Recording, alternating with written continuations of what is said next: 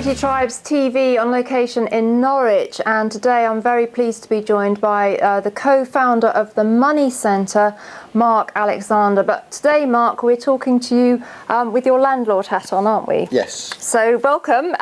First of all, would it be true to say that you eat, sleep and breathe property? Pretty much, yes. For the last 20 odd years anyway.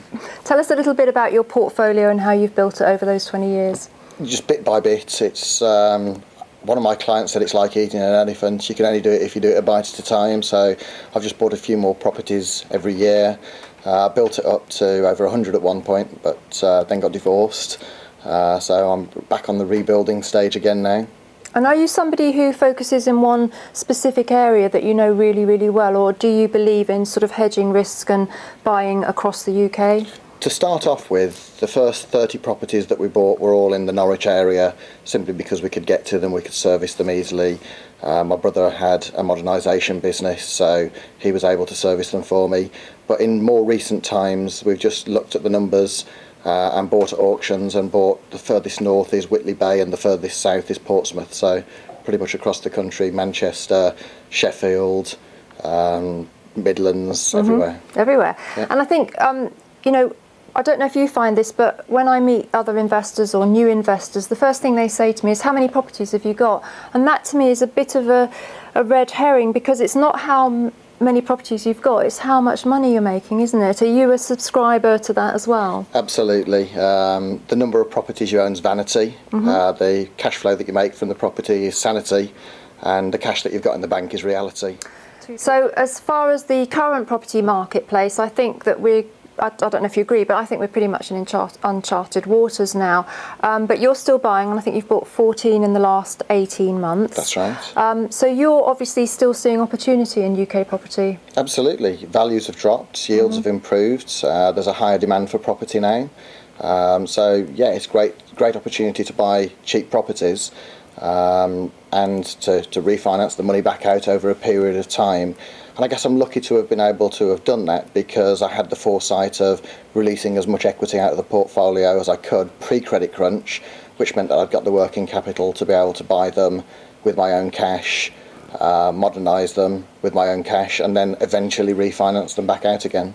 Which leads me nicely on to my next question, because you're a great fan of liquidity, aren't you? And you feel that it's a really good strategy to have, and also I think a very safe, low-risk strategy in the current market conditions. Absolutely. Cash in the bank. As I said, cash is reality. Now, a lot of people think I just hold the cash for if something goes wrong, and it's a depreciating currency, and I understand all of that. But if you've actually got cash in the bank, and that enables you to go and buy another property and do something to it and make money on it, I think that's a much cheaper option than actually having it tied up in your property, having the equity there that's exposed to the property market. You're not necessarily going to be able to pull it out when you want to, because that's dictated by lending criteria. So having that working capital in my bank account has always been an important thing to me. I can always pay it off if I want to, so I can always pay the mortgage down.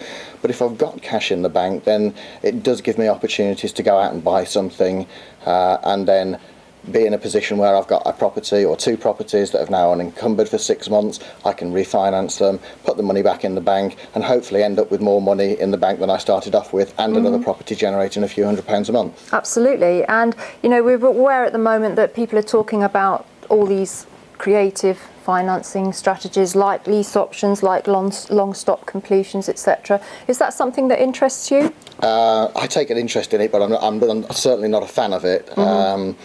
I'm actually appalled by it, in all honesty, because I think a lot of people could lose their homes, or could certainly face financial ruin from those type of tactics.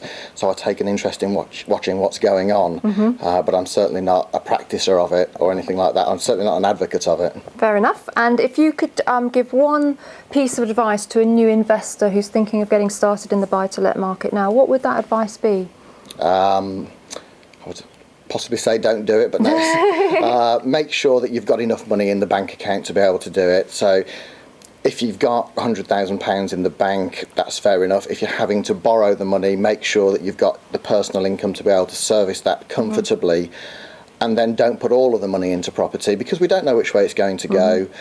So always leave yourself some liquidity and a safety net for yourselves. Yeah, no, I totally subscribe to that. And also probably not to get caught up in this competition of I've got to buy X properties per month, because it's actually not about how many you've got. It is, as we said at the beginning, how much money you're making. Absolutely. So thanks very much, Mark. That's Mark Alexander, a landlord, prolific landlord, and also co-founder of the Money Centre here in Norwich. Thank you for joining me, Mark. Thank you. And I hope you've enjoyed this Property Tribes TV interview. Thanks for watching.